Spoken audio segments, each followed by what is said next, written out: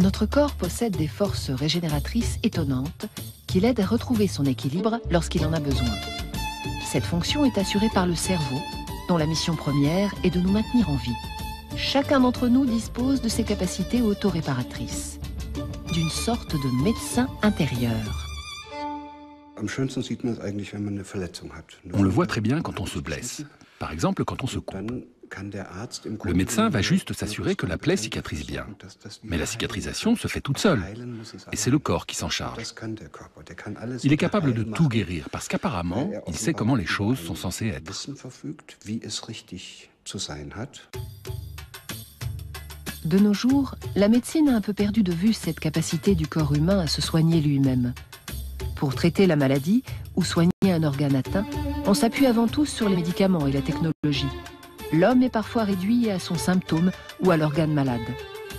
On oublie qu'il est un tout, composé d'un corps, mais aussi d'un esprit. Cependant, de plus en plus de médecins s'intéressent à nouveau aux capacités régénératrices de l'organisme et veulent aider les patients à contribuer à leur propre guérison.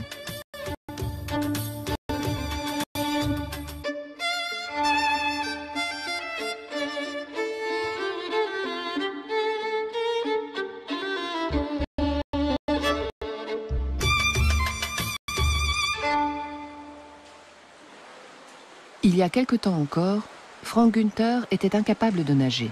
Une arthrose douloureuse lui paralysait les genoux et son état de stress constant lui valait des douleurs dans le dos et des maux de tête. Pour finir, un burn-out avait rendu ce père de famille pratiquement inapte au travail. Je n'avais pourtant pas fait de travaux physiques, ni forcé sur mon genou, mais je me suis retrouvé du jour au lendemain avec de très fortes douleurs, à tel point que le soir, je ne pouvais même plus monter dormir à l'étage. Je restais en bas.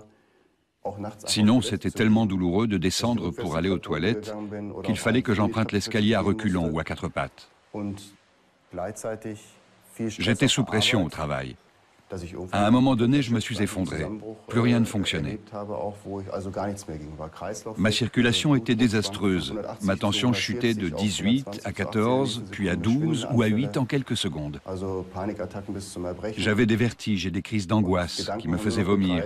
Je ressassais des pensées à l'infini et ça n'allait pas du tout. Je me sentais fini. Je voulais que ça cesse. C'est tout ce qui comptait. Frank Günther consulte de nombreux médecins. Pommades, massages, injections et médicaments, rien n'y fait. Il faut traiter le problème à la racine. C'est le service de naturopathie et de médecine intégrative de la clinique d'Essen qui va lui apporter la solution. Beaucoup de ces patients sont dans une situation comparable. Ils souffrent de maladies chroniques, rhumatisme, douleurs, asthme ou pathologie intestinale, et la médecine conventionnelle n'a plus de solution à proposer.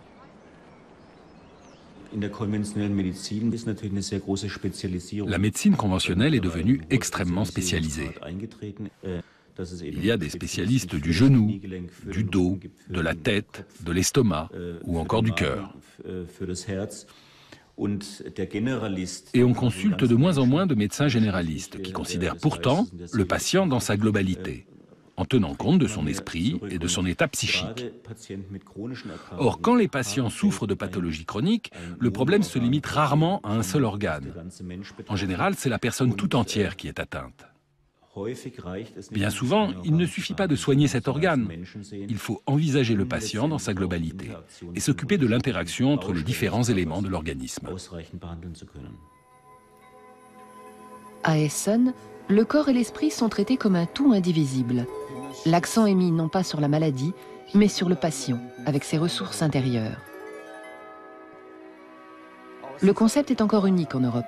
La médecine classique est complétée ici par des traitements de naturopathie et des méthodes inspirées de ce que l'on appelle la médecine corps-esprit.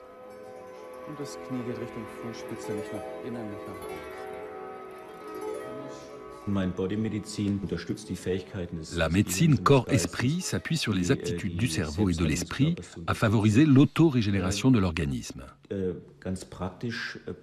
Concrètement, cela veut dire que l'on va associer des traitements axés à la fois sur le corps et sur l'esprit.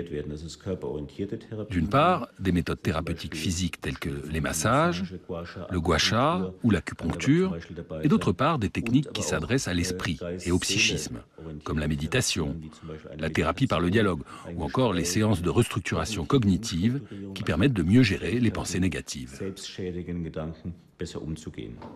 Le stress est l'un des pires ennemis de nos capacités auto-réparatrices. Celles-ci sont beaucoup plus efficaces lorsque nous sommes détendus, optimistes et dans un état d'esprit positif. La médecine corps-esprit est issue des recherches sur le stress et tient compte de ce facteur. Ja, wir machen jetzt den Bodyscan. Das ist eine Übung, die hier zu Entspannungszwecken eingesetzt wird. Das heißt, wir gehen den ganzen Körper einmal durch. La réduction du stress basée sur la pleine conscience est une forme de méditation. Objectif, se concentrer pleinement sur l'instant présent et permettre à l'esprit de retrouver son influence sur le corps.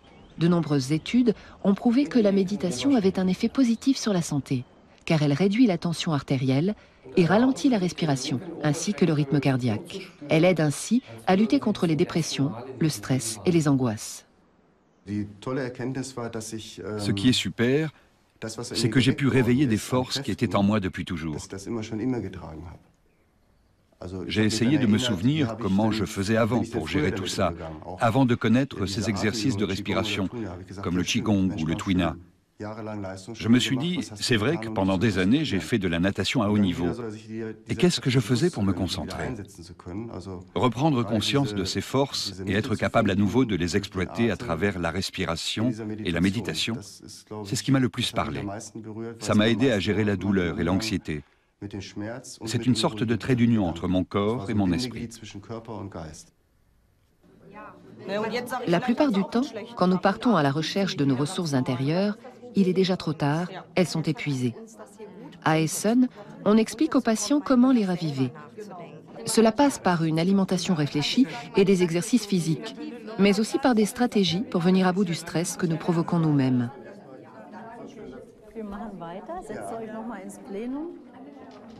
La principale méthode utilisée est la restructuration cognitive. Die Technik, die ich Ihnen vorstellen möchte, kleine Technik, ist das ABC. Das A steht für einen Auslöser. Beispiel: Ich fahre und hab's eilig, Straßenverkehr, wunderbare Möglichkeit zum Üben.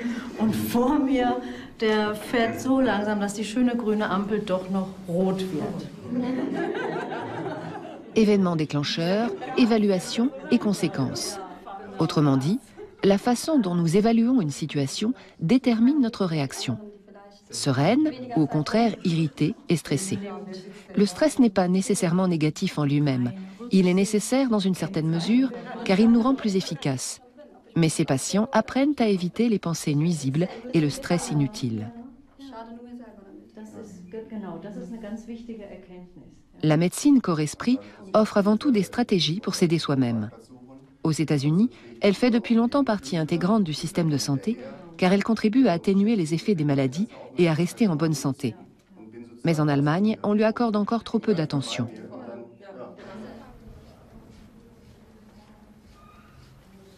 Les différentes méthodes de la médecine corps-esprit n'ont pas les mêmes effets sur tout le monde. À chacun de trouver ce qui lui convient. Grâce à ce savant mélange de techniques, Frank Günther a appris à mieux gérer ses douleurs et son stress. Les procédés issus de la naturopathie peuvent aussi renforcer les mécanismes d'autorégénération de l'organisme, comme le gua sha, une forme de massage venue de Chine. En raclant le système nerveux autonome de façon ciblée et répétée, on provoque des réactions dans le corps. À un moment donné, Frank Günther a senti comme un déclic. Ma femme est venue me rendre visite au bout de 5 ou 6 jours.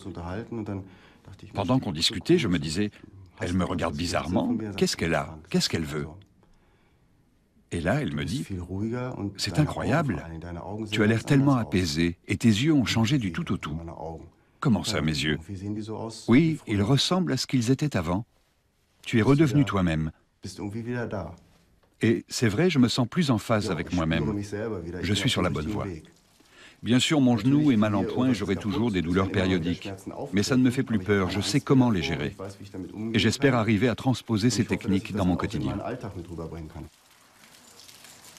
Même si nous pouvons contribuer nous-mêmes à notre rétablissement, nous n'avons pas toutes les cartes en main. Et nous ne sommes pas seuls responsables de notre santé ou de nos maladies. La plupart des gens naissent en bonne santé. D'un point de vue neurobiologique, on a même un potentiel incroyable à la naissance. On pourrait en faire des choses. Mais cette curiosité et cette soif de découverte qu'on a quand on est petit disparaissent quand on prend de l'âge. Au départ, tout se passe bien. Le corps et le cerveau savent ce qu'il faut faire pour nous maintenir en bonne santé. C'est-à-dire que le cerveau remplit parfaitement la mission qui est la sienne et selon laquelle il est structuré, à savoir veiller sur notre corps. On peut comparer ça à la construction d'une maison. À l'origine, les fondations sont parfaitement droites et bien posées. C'est la base saine que nous avons en nous. Et puis on commence à s'adapter à notre environnement, aux exigences de notre famille, de l'école, de notre culture et de l'époque dans laquelle on vit. Plus le temps passe, plus la maison est de guingois. Elle finit par être complètement bancale. Elle se fragilise et s'effondre. Dans le corps, c'est à ce moment-là qu'un organe lâche. Le dos, la hanche, le genou, l'estomac ou le cœur, ils ne supportent plus ce déséquilibre, cette maison qui penche. C'est ce point faible qui provoque la maladie.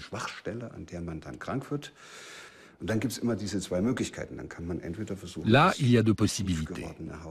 Soit on essaie de redresser la maison en la réparant pour qu'elle continue à tenir debout, soit, et c'est la solution que je privilégie, on essaie de revenir en arrière et d'aider le corps à retrouver ses capacités autoréparatrices d'origine.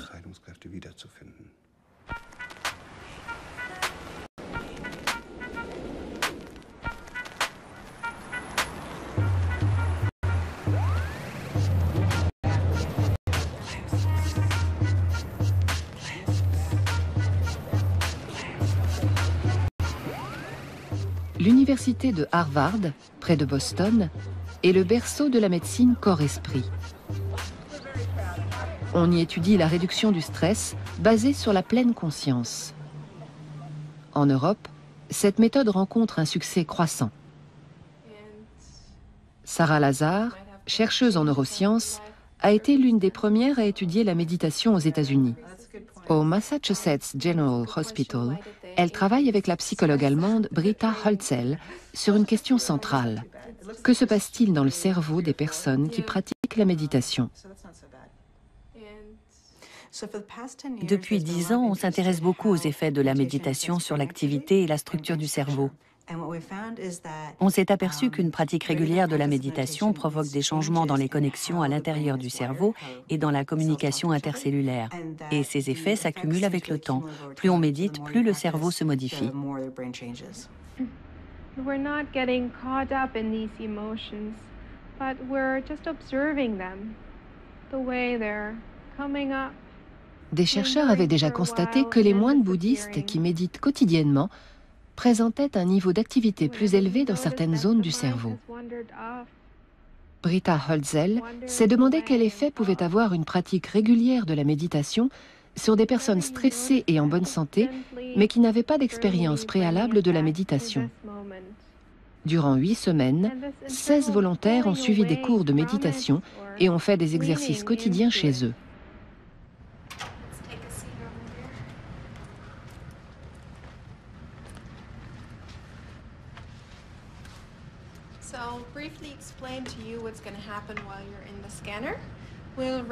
Avant et après cette série de cours, les participants ont rempli des questionnaires sur leur degré de stress.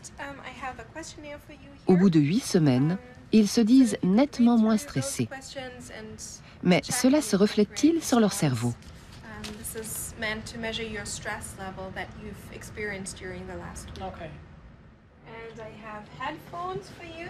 L'imagerie par résonance magnétique, ou IRM, révèle des résultats étonnants. Ceci est un simple appareil test qui vise à préparer le volontaire à la séance d'IRM. Les chercheuses ont montré qu'en 8 semaines, la pratique de la méditation avait modifié la structure de certaines zones du cerveau chez les volontaires. On a fait des examens avant et après la formation à la méditation. Et on s'est rendu compte que l'épaisseur de la matière grise avait augmenté dans certaines régions du cerveau, comme l'hippocampe ici. C'est intéressant parce que l'hippocampe est sensible au stress et que les neurones de l'hippocampe peuvent mourir quand le niveau de stress et le taux de cortisol sont trop élevés. La plasticité du cerveau est vraiment fascinante. Les changements intervenus à cause d'un stress sont donc réversibles. Et la matière grise semble se reconstituer. Le stress a visiblement été balayé hors du cerveau, hors de la région chargée de la mémoire et de l'apprentissage. Deux fonctions particulièrement sensibles au stress. Mais pour Britta Hölzel, les bienfaits de la méditation vont plus loin. Ce qui est passionnant, c'est que la méditation aide la personne à voir les choses différemment, à prendre du recul et à comprendre l'incidence de certains événements sur sa santé. Ça permet par exemple de mieux prendre conscience de ses mouvements quand on fait du sport et du coup de se sentir mieux. La méditation est en quelque sorte un outil pour prendre de la hauteur, pour avoir pleinement conscience de ce qu'on fait, de ce qu'on vit et de ce qui nous arrive. Contrairement au traitement médicamenteux, elle offre au sujet la possibilité de contribuer à son propre bien-être.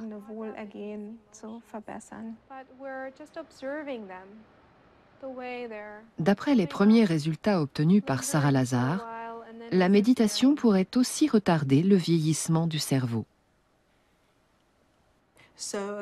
Nos travaux n'en sont qu'à leur début. Pour l'instant, on a simplement identifié certains changements. Il faut mener d'autres études pour voir si la méditation freine vraiment le vieillissement. Et si tous les facteurs liés au vieillissement se trouvent ralentis, ou seulement certains d'entre eux.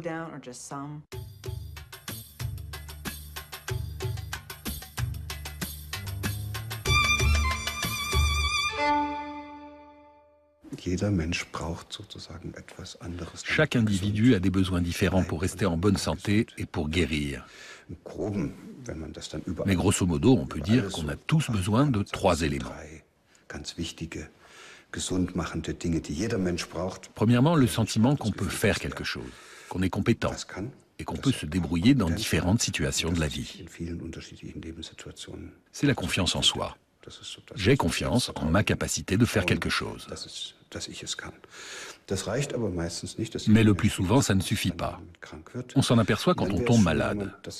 Il faudrait alors avoir cette deuxième forme de confiance que beaucoup de gens perdent en grandissant. La certitude que si je ne m'en sors pas tout seul, quelqu'un va venir m'aider à aller mieux. Ce serait bien si on pouvait conserver ce sentiment.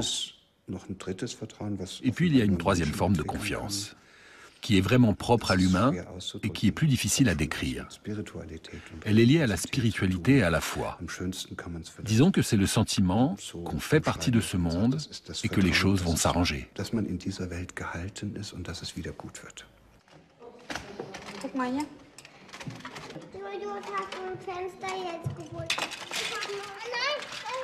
Das soll ich nehmen.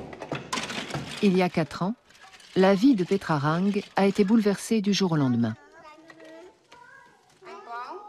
Je me suis dit, je ne veux pas mourir, parce que le cancer est toujours associé à la mort. À 47 ans, elle apprend qu'elle souffre d'un cancer du sein. Elle dirige alors une crèche dans la région de Kassel et termine une formation en gestion de la qualité. La première fois qu'on met les pieds dans la salle d'attente, on a un choc. Il y a des patientes qui portent des perruques, des femmes très maigres. Puis on voit celles qui ont ces cernes noires caractéristiques que provoque la chimio, et celles qui commencent à perdre leurs cheveux. Et pendant qu'on attend son diagnostic, on se dit « bientôt, je serai l'une d'elles ».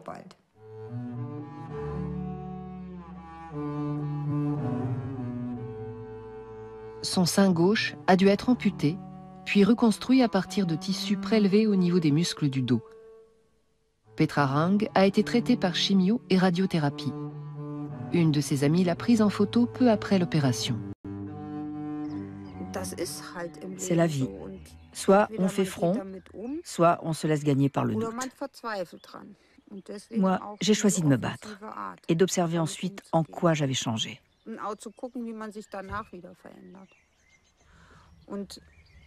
Ça, c'est ma photo préférée. Elle exprime tout. Voilà les tracés de l'opération. Et ce tronc représente tout ce qui barrait mon esprit avant la maladie. Ce cancer survient après une série de coups durs. Petra Rang a perdu son père très tôt, puis vu mourir son fils de 13 ans quelques années avant de tomber elle-même malade. Son mari a aussi eu un grave accident. Le cancer a été l'élément déclencheur qui l'a amené à s'ouvrir pleinement à la vie. Depuis 4 ans, ses analyses sont bonnes, mais elle estime qu'il est trop tôt pour se considérer comme guéri. Les médecins ont joué un grand rôle dans le traitement. Mais j'ai surtout compris que je ne guérirais pas si je n'avais pas la volonté de guérir. Parmi les femmes qui suivaient la chimio avec moi, certaines avaient une vie pas folichonne. Elles n'avaient pas envie de s'en sortir parce qu'elles n'en voyaient pas l'intérêt. Et elles sont décédées depuis.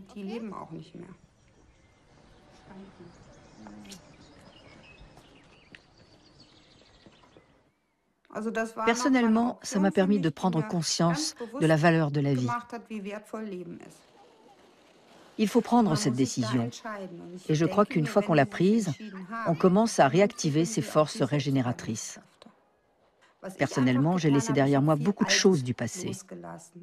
Et je me suis rapprochée de ce qui était ma véritable identité à mes yeux. Petra Rang n'a pas changé de vie du tout au tout. Elle a continué à travailler, mais à un poste moins accaparant de coordinatrice. Elle a appris à se ménager davantage et à s'occuper d'elle-même, pas seulement des autres. Le tout en reconsidérant aussi les événements pénibles du passé. Christa Diegelmann l'a beaucoup soutenue. Cette psychothérapeute de Kassel, spécialisée dans le suivi des patients cancéreux, a mis au point sa propre méthode, baptisée Trust. Elle s'appuie sur les découvertes de la recherche sur le cerveau, de la psychotraumatologie et de la psychologie positive.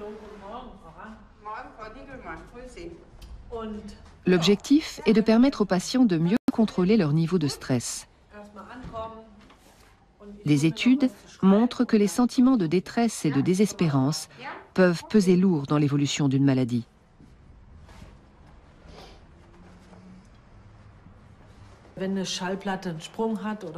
Quand un disque est fêlé ou rayé, la tête de lecture reste coincée dans le sillon. C'est un peu ce qui se passe quand un patient apprend qu'il a un cancer. Son cerveau est dans un état d'extrême tension et ne peut plus traiter les stimuli extérieurs. L'utilité d'une thérapie, c'est qu'on peut remettre la tête de lecture dans le sillon suivant et relancer la musique. C'est le principe de base de mon travail.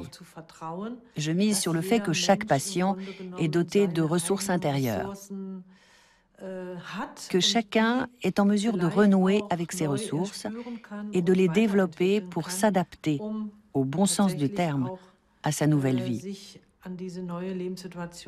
C'est-à-dire pour s'en sortir.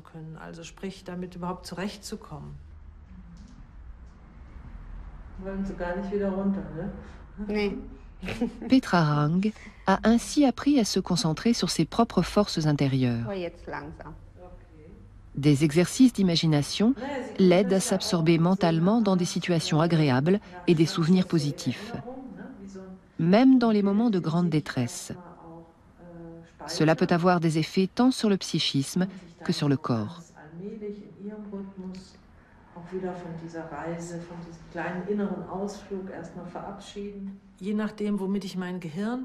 L'activité du cerveau fait aussi réagir le corps.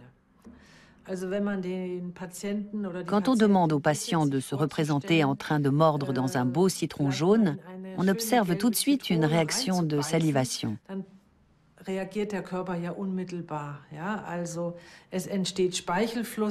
On voit bien comment le corps réagit au pouvoir de l'imagination.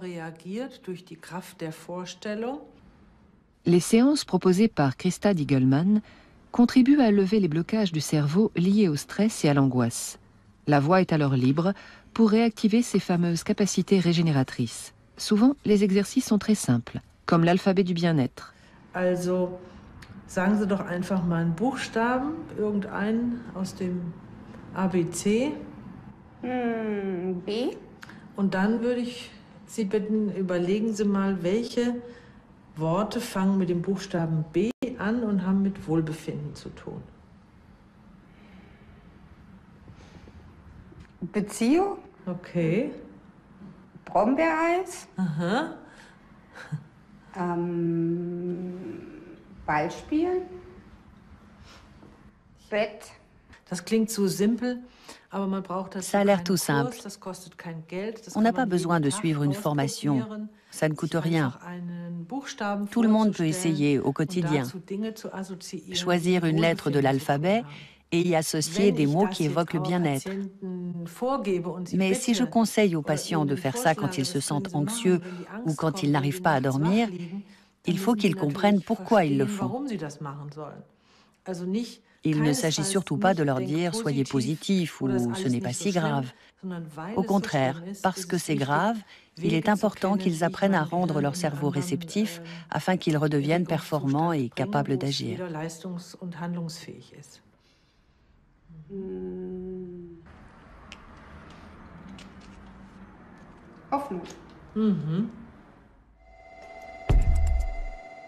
Sur la question des rapports entre le mental et les processus auto-régénérateurs, la recherche sur l'effet placebo apporte des éléments très éclairants. Ulrike Bingel étudie depuis plusieurs années l'action de ces faux médicaments qui n'ont pas d'effet pharmacologique et sont composés uniquement de sérum physiologique, de sucre ou d'amidon. Dans un placebo, ce n'est pas le contenu du comprimé proprement dit qui agit. C'est la croyance qu'on a dans ses effets. Ça fait appel à plusieurs facteurs psychologiques.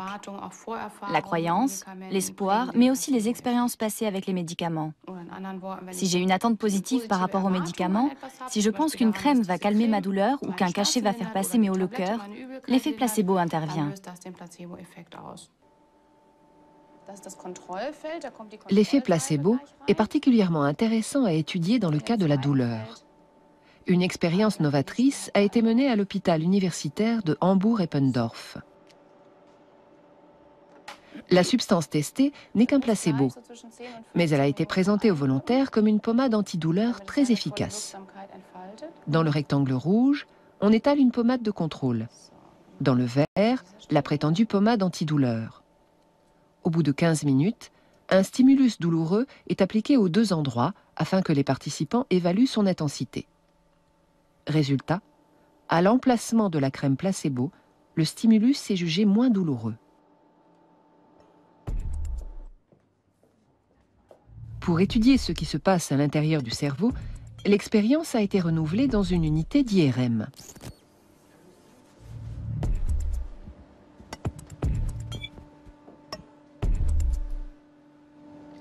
Frau Somborski, alles gut bei Ihnen? Ja. Prima, dann können wir jetzt mit dem zweiten Teil des Experimentes fortfahren. Wir stimulieren also jetzt die Stelle, wo vorher die Schmerzstillende eine Salbe drauf war.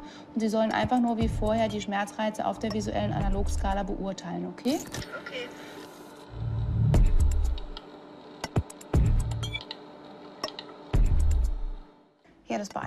Le plus frappant, c'est que les participants ont ressenti une douleur moins intense à l'endroit où on avait appliqué la pommade placebo. On le voit avec leur évaluation de la douleur sur une échelle de 0 à 5. Ici, c'est la substance de contrôle. Et là, la pommade placebo pour laquelle la douleur est nettement moins forte. Mais nous voulions surtout savoir si ça se reflétait aussi dans les structures du cerveau qui gèrent la douleur. Et c'est effectivement le cas. On le voit sur ce cerveau vu de dessus, du côté droit. Vous avez ici le cortex insulaire et le cortex somatosensoriel secondaire. Ce sont des zones qui réagissent habituellement en cas de douleur. Or, elles présentent une activité très faible quand on applique le stimulus là où se trouve la pommade placebo. Nos recherches montrent que cette perception d'une douleur moindre n'est pas le fruit de l'imagination. Elle se reflète dans le cerveau. Quand j'ai l'impression d'avoir moins mal, le thalamus, le cortex insulaire et d'autres zones affichent une activité moins importante.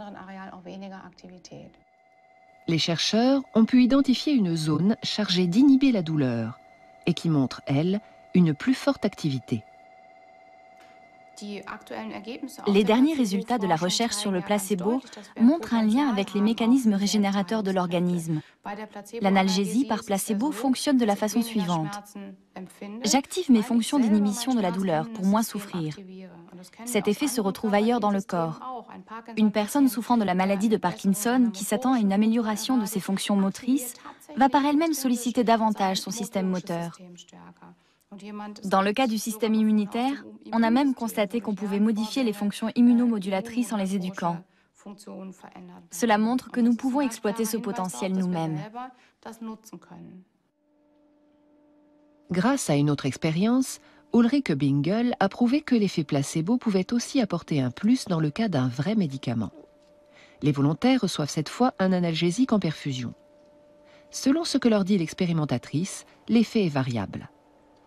Si elle leur annonce que leur douleur va diminuer, beaucoup de participants perçoivent effectivement un soulagement. Ceux qui n'ont pas été prévenus, en revanche, n'en retirent pas les mêmes bienfaits. Pourtant, tous ont reçu le même analgésique puissant. Dann geht's jetzt los. Ich befestige diese Thermode wieder, über die wir die Wärmereize und Hitzereize verabreichen. Okay. Okay, wenn Sie die einfach hier so ein bisschen... Ich starte jetzt gleich drüben das Programm, dann kommen immer die Hitzereize, die Sie auf der Skala, die Sie schon kennen, beurteilen. Okay? Und dann geht's gleich weiter. Gut. Au début, les volontaires signalent une douleur moyenne à forte. Sur une échelle de 0 à 100, ils indiquent 70, ce qui est déjà assez élevé. Quand le participant ne s'attend pas à ce qu'on lui injecte un analgésique, les opiacés ont un effet sur la douleur, mais limité. C'est normal puisque ce type de médicament fonctionne aussi sur les patients inconscients. Mais l'effet analgésique est presque 2 fois plus puissant quand le participant sait ce qu'on lui injecte. Il y a autre chose, et c'est tout aussi important d'un point de vue clinique. Chez les volontaires qui ignorent qu'on leur injecte le médicament et qui ont peut-être des attentes thérapeutiques négatives ou pensent qu'on ne leur donnera rien, l'effet disparaît presque complètement. Vous voyez, la douleur remonte au niveau de départ, alors que le participant a reçu un très fort analgésique. On voit que les attentes de chacun jouent un rôle très important quand on administre un médicament, au moins aussi important qu'avec des placebos. L'idéal est donc d'associer les médicaments et autres traitements avec des attentes thérapeutiques positives. Cela permet de limiter les effets secondaires indésirables des substances, voire de réduire les doses médicamenteuses. Le médecin joue lui aussi un rôle décisif. S'il est capable d'établir une relation de confiance avec le patient, il peut faciliter la guérison. Si au contraire il véhicule des sentiments et des attentes négatives, cela sera nuisible au processus ou même au patient. Car c'est alors qu'intervient le jumeau maléfique de l'effet placebo, l'effet nocebo. La confiance et les attentes du patient sont donc déterminantes. Et cela passe non seulement par le médecin, mais aussi par les notices des médicaments ou les informations diffusées par les médias. Ich befreie Sie hier von unserem Schmerzinstrumentarium. Honnêtement, on connaît ces effets depuis plusieurs millénaires. Hippocrate expliquait déjà que certaines herbes ne faisaient effet qu'en association avec certaines paroles. Ce sont des connaissances très anciennes, et beaucoup de médecins les utilisent depuis longtemps de façon intuitive, sans forcément les exprimer sous cette forme. Mais moi, j'aimerais qu'elles soient appliquées par tous, de façon beaucoup plus systématique, et pas seulement par quelques médecins. Il faudrait que ce soit mieux pris en compte dans l'ensemble du système de santé.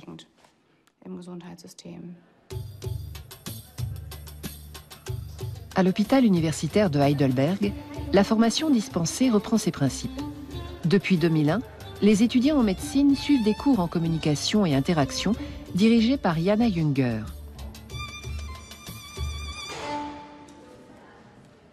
Wann haben denn die Bauchschmerzen bei Ihnen eingesetzt das erste Mal, so für längere Zeit? Les séances filmées visent à combler les lacunes dans la formation des futurs médecins, car la conduite des entretiens avec les patients est souvent leur point faible.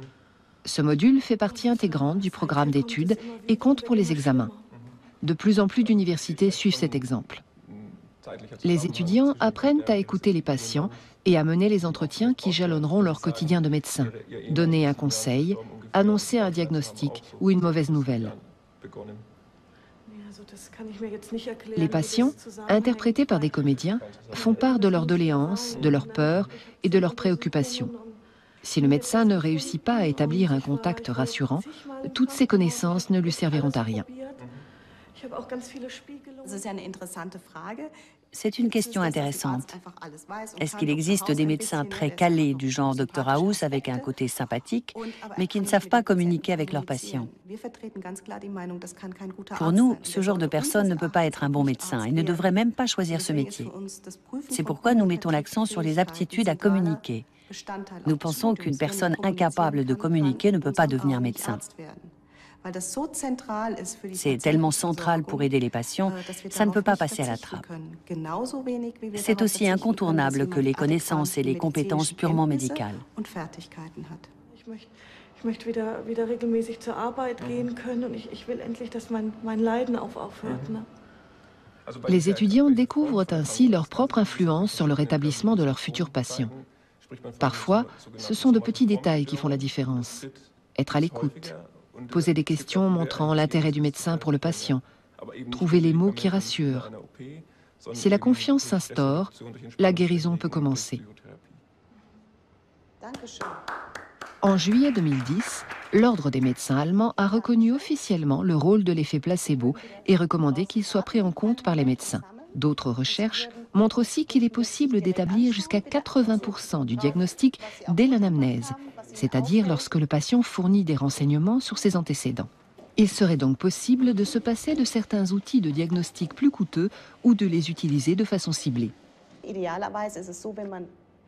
L'idéal, quand on voit un patient pour la première fois, c'est de prendre en compte les aspects psychologiques et sociaux dès l'anamnèse. Autrement, on risque de se concentrer sur les problèmes physiologiques et de se demander après coup ce qu'il faut faire pour traiter le psychisme.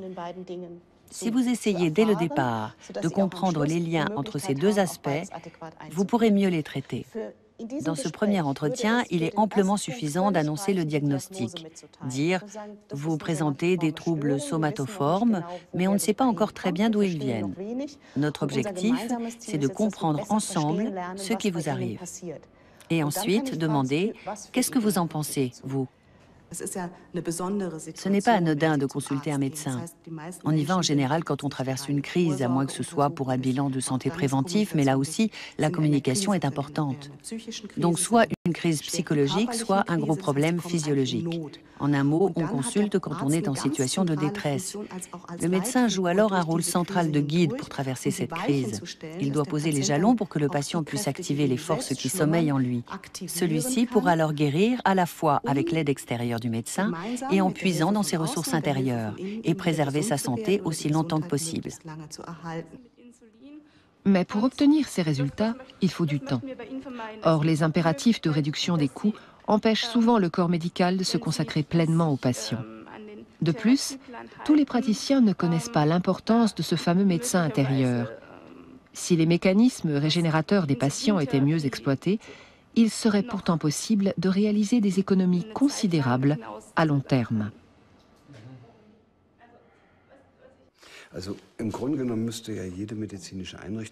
Tous les établissements médicaux, les hôpitaux par exemple, devraient prendre en compte ces connaissances qui nous viennent de la biologie, de la physiologie et de la neurobiologie.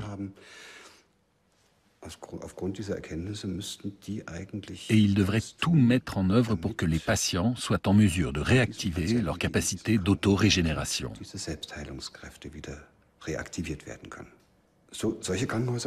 Certains hôpitaux le font, avec de très bons résultats. Et ils ne coûtent pas forcément plus cher.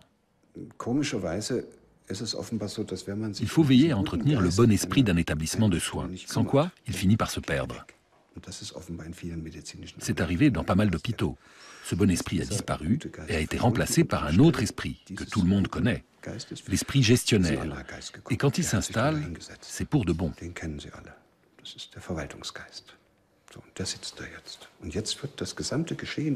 Il se met à gouverner tous les gens qui travaillent dans cet hôpital, du chef de service à la femme de ménage. Et pour finir, ce sont les patients qui sont à leur tour gérés. Cet esprit gestionnaire devient la seule force à laquelle il faut obéir et qui crée des obligations. Combien de temps doit durer une consultation? Comment faut-il nettoyer les chambres? Quelles sont les missions d'un médecin-chef, etc. Mais il n'y a plus de dialogue dans tout ça. D'un point de vue neurobiologique, physiologique et psychosomatique, on sait que ça ne peut rien donner de bon. Les coûts de gestion augmentent et pourtant on guérit de moins en moins de patients. Voilà le genre de système de santé que nous avons actuellement en Allemagne. Il coûte extrêmement cher et les patients ne sont pas en meilleure santé que dans certains pays du tiers-monde où le budget consacré à la santé est 10 fois moins élevé.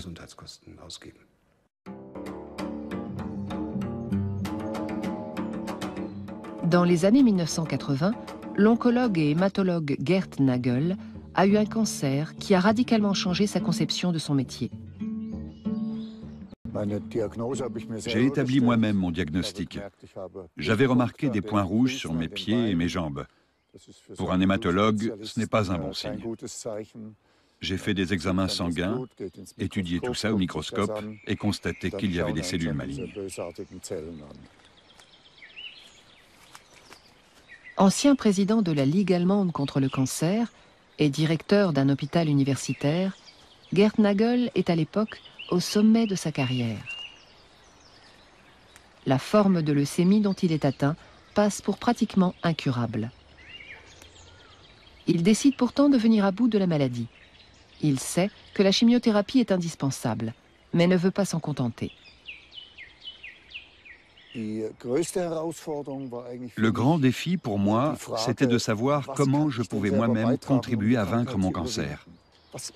Quelles ressources j'avais en moi et quel genre de médecin intérieur je pouvais activer moi-même. Là, j'ai eu un grand choc, pas tellement à cause du diagnostic, mais plutôt en raison d'une prise de conscience. Je ne savais plus qui j'étais. Pendant toute ma carrière, dans tout ce que j'avais construit, dans ce milieu médical où la concurrence est si rude, je m'étais perdu. Moi, mes sentiments et mon identité. Ça a été un moment très difficile. Je me suis dit, je ne peux pas commencer ce traitement et me battre contre la maladie tant que je n'ai pas retrouvé mes propres forces. Il fallait d'abord que je retrouve ce qui avait fait mon identité d'autrefois.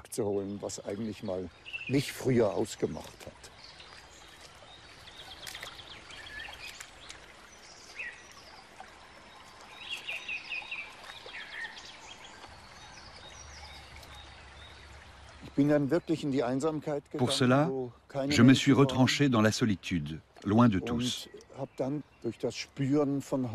Je savourais le contact du bois, des branches noueuses. Je pataugeais dans l'eau. Je faisais de l'exercice. Je courais pieds nus dans la mousse, sans parler, sans réfléchir. Je me concentrais sur mes sensations. Et c'est allé vite, j'étais très surpris.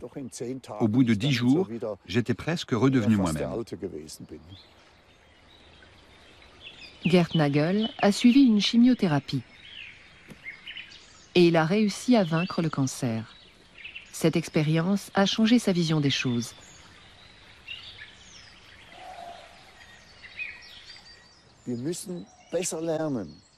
Nous devons apprendre à mieux cerner les forces des patients, les aider à renforcer leurs ressources et à tenir compte de ces ressources dans le traitement médical. Je me suis rendu compte à cette époque que nous avions des lacunes énormes en la matière. En 1993, Gerd Nagel a ouvert sa propre clinique de biologie tumorale à Fribourg-en-Brisgau. Il a pu mettre en application sa conception d'une médecine holistique centrée sur les patients.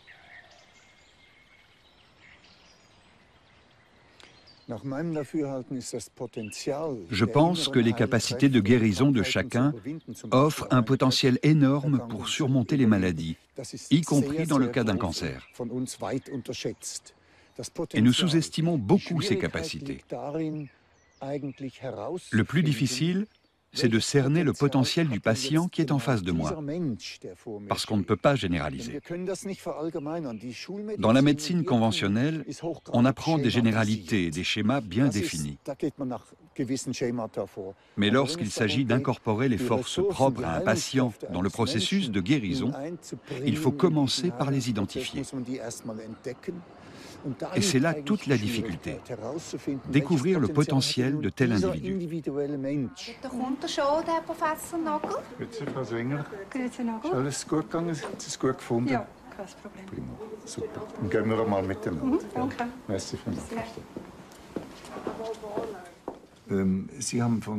Vous citez la patience comme l'une de vos forces.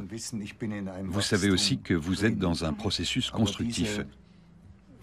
Mais vous faites votre possible pour continuer à vivre normalement. Et c'est aussi une force. Oui, absolument. C'est très important pour moi de me raccrocher à cette normalité.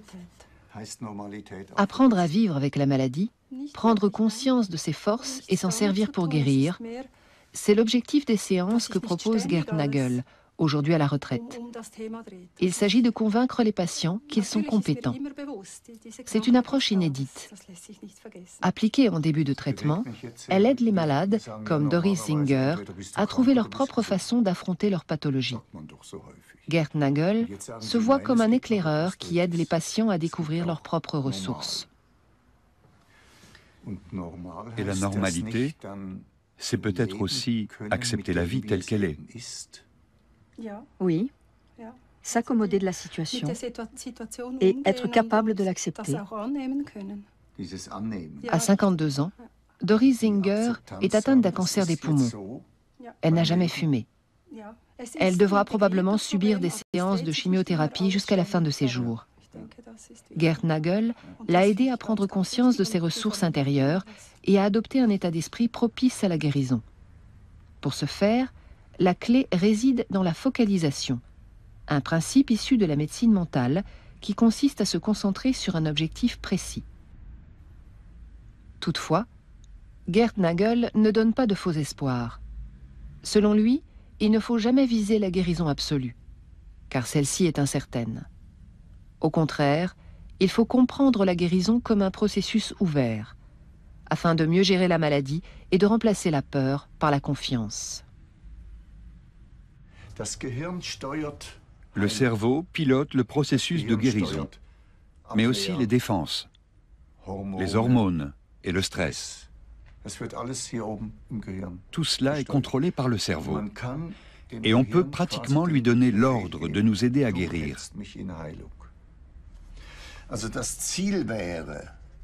C'est comme si on se fixait une destination, Hawaï. C'est notre objectif, la guérison. Il ne faut pas l'oublier. L'atteindre, c'est une autre histoire, mais le but, c'est de guérir. Et il faut vous dire que vous êtes en route vers la guérison. Vous êtes à bord d'un avion et le pilote automatique est réglé sur la destination guérison. Vous êtes en chemin, embarqué dans ce processus de guérison. Cette image de l'avion de la guérison, il faut toujours l'avoir en tête.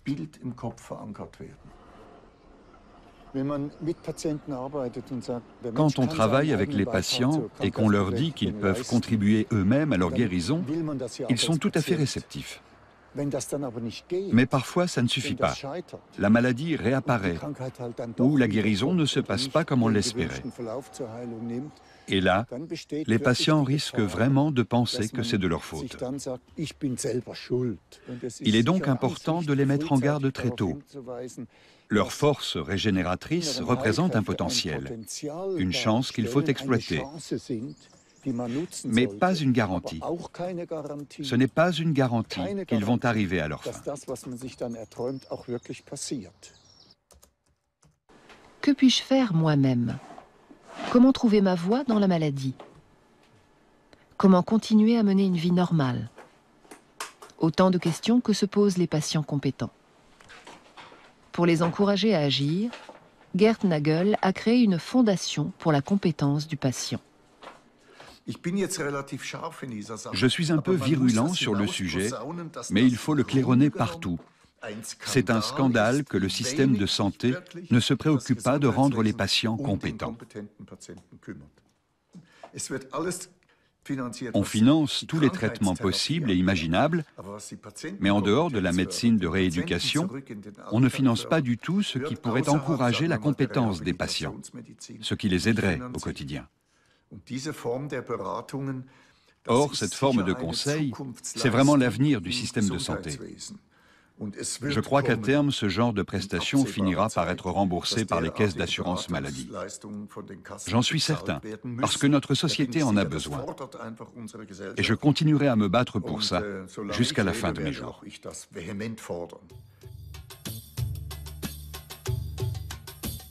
La médecine de demain, ce serait donc celle qui aiderait les patients à renouer avec leurs propres capacités régénératrices.